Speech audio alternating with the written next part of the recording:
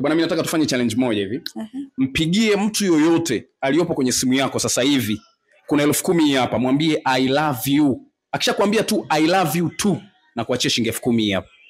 Sawa. Uko tayari? Nipo tayari. Unampigia nani? Mpenzi wangu. Mpenzi wako? Ndio. Piga simu hapo sasa hivi.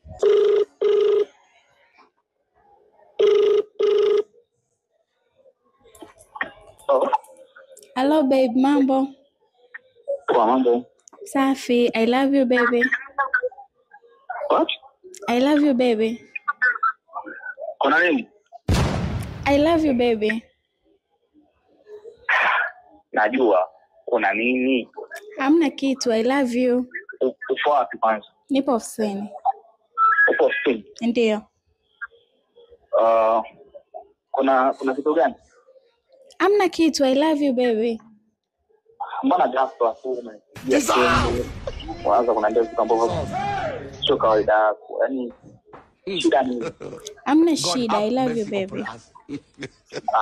Bana. Yeah, ile nilikupa asubuhi umenitumia mama.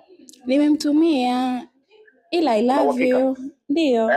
I love you. Unajua nipo kazini. Ndio.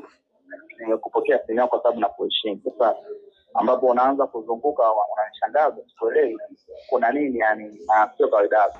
Hamna, sizunguki. I love you baby. God have mercy upon us. No, kama kuna issue niambie tu, maana umeanza kunipa yani tayari shamtoa kwenye mood ya kazi. Nashindwa kuelewa kuna shida kinachoendelea.